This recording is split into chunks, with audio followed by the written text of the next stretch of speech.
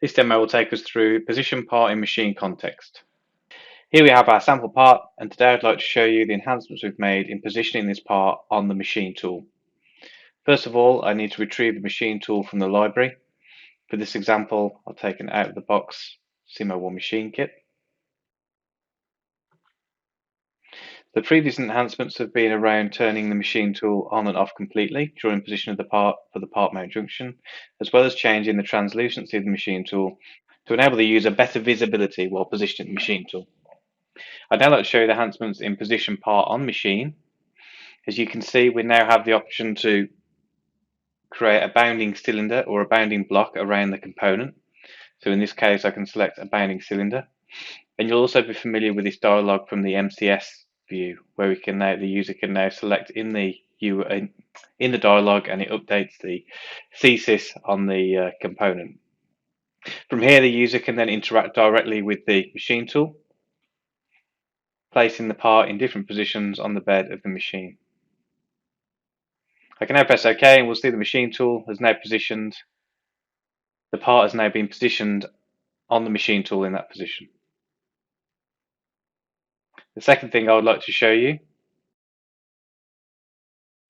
if I turn on some fixturing,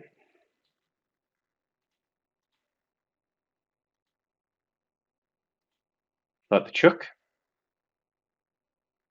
and fixture plate, and now when I pick a machine tool, this time we pick a slightly different variant of machine.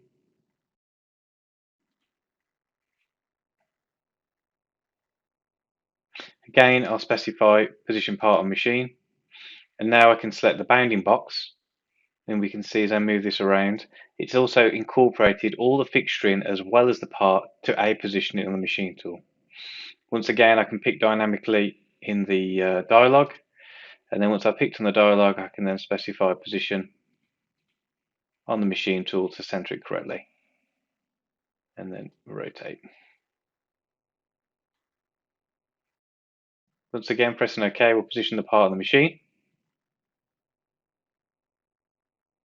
And finally, I'd like to do the same, but I will show you in a different kinematic. So this time I will turn off the fixture plate.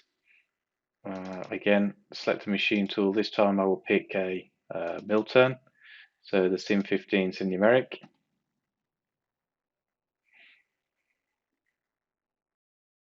Okay, again I can rotate the machine to get a better view of where the part is.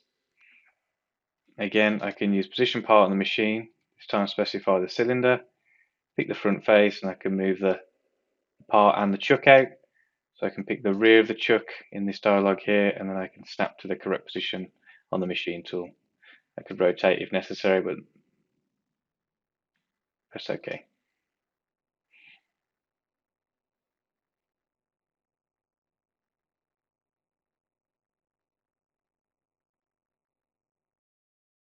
And that was the enhancements in position part in machine context.